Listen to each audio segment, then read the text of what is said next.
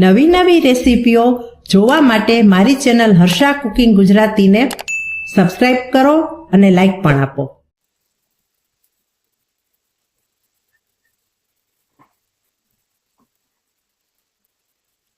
બપોરે લંચમાં દાળ ભાત સાથે ખાવું હોય, ટિફિનમાં લઈ જવાનું હોય કે રાત્રે ડિનરમાં ખાવાનું હોય, આ શાક એટલું બધું સ્વાદિષ્ટ લાગે છે કે એકવાર બનાવી લઈએ ને તો પછી વારંવાર બનાવવાનું મન થાય. અને આ શાક વરાળથી બાફેલું નવા સ્વાદનું ખૂબ જ ટેસ્ટી એવું લાગે છે. તો ચાલો બનાવવાનું શરૂ કરીએ આજની રેસીપી નવા સ્વાદનું ભરેલું શાક. ભરેલું શાક બનાવવા માટે અહીં 8 નંગ બેબી પોટેટો લીધા છે, 8 નંગ ટીંડોળા લીધા છે, 1 શક્કરિયું લીધું છે, 2 લીલા મરચાં લીધા છે અને 2 લાલ મરચાં છે. બધા શાકને સારી રીતે ધોઈ અને લૂછીને કોરા કરી લીધા છે. હવે બટેટા અને શક્કરિયાની છાલ ઉતારી લઈશું અને બધા શાકમાં આપણે વચ્ચે એક કાપો કરી લઈશું અને ટીંડોળાનો આગળ પાછળનો ભાગ આપણે કાઢી લઈશું. શાકભાજીને સમારી લઈ અને વચ્ચે ચીરો કરી લીધો છે. ભરેલા શાક માટેનો આપણે સૌથી પહેલાં મસાલો તૈયાર કરી લઈએ.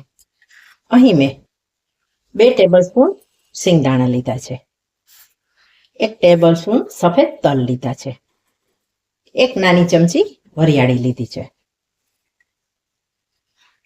અને અડધી વાટકી ગાંઠિયા લીધા છે. તમે પાપડી ગાંઠિયા પણ લઈ શકો કે ચવાણું પણ લઈ શકો. અને ત્યાર પછી આપણે તેમાં એડ કરીશું 1 ચમચી કોપરાનો પાવડર.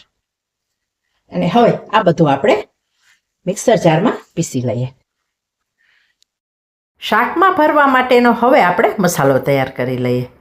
તેના માટે 4 ટેબલસ્પૂન ચણાનો લોટ લઈ લઈએ. ચણાના લોટને શેકેલો નથી, શેક્યા વિનાનો ચણાનો લોટ લીધો છે.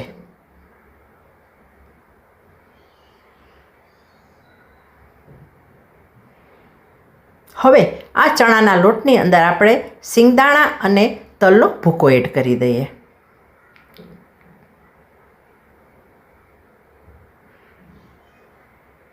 બે ટેબલસ્પૂન સમારેલી કોથમરી ઉમેરી દઈએ.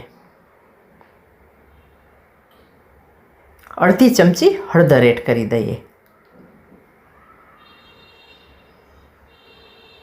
1 ચમચી કાશ્મીરી લાલ મરચાંની ભૂકી ઉમેરી દઈએ. 1 પિંચ ગરમ મસાલો, 1 ચમચી ધાણા જીરું પાવડર, સ્વાદ મુજબ મીઠું ઉમેરી દઈએ. અને હવે બધું આપણે મિક્સ કરી લઈએ. મસાલાને આપણે ભરી લઈએ.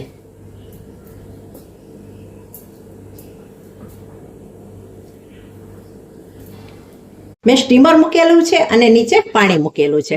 હવે આપણે જે શાક છે તેને ભરેલું છે તે બધા જ શાકભાજીને આપણે આ રીતે કાણાવાળી પ્લેટ હોય તેમાં તેલ ગ્રીસ કરી લેવાનું છે અને પછી આ રીતે ઉપર મૂકી અને ઢાંકી અને આપણે 10 થી 15 મિનિટ કૂક થવા દેવાનું છે.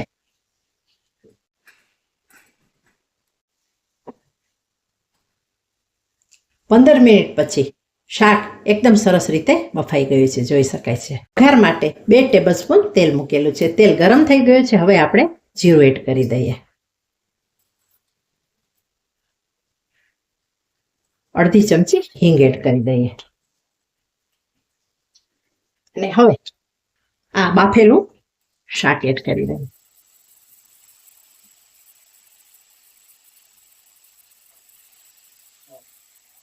અને હળવા આંચેથી શાકને આપણે એકદમ સરસ એવું મિક્સ કરી લઈએ.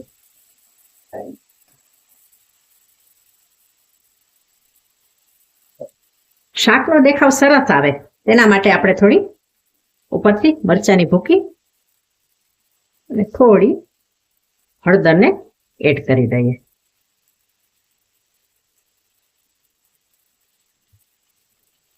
ફરીથી આપણે મિક્સ કરી લઈએ.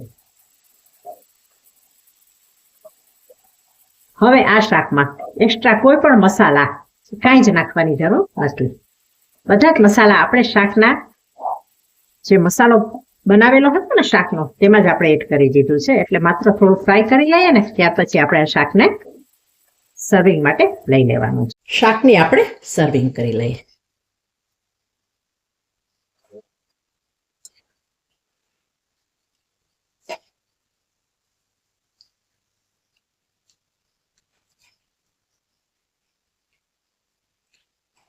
નવા સ્વાદના ભરેલા શાકનો આ વિડીયો તમને કેવો લાગ્યો તે મને કોમેન્ટ કરીને જણાવજો. અને જો તમને આ વિડીયો સારો લાગ્યો હોય તો વિડીયોને વધુને વધુ શેર કરજો, લાઈક કરજો, કોમેન્ટ કરજો. અને જો તમે ચેનલ પર પહેલીવાર આવ્યા છો તો ચેનલને સબસ્ક્રાઈબ કરી બેલ આઇકોનને પ્રેસ કરી દેજો, જેથી જ્યારે હું નવા વિડીયો અપલોડ કરું ને ત્યારે પહેલું નોટિફિકેશન તમને મળી જાય. હવે મળીશું બીજી જ નવી રેસીપી સાથે.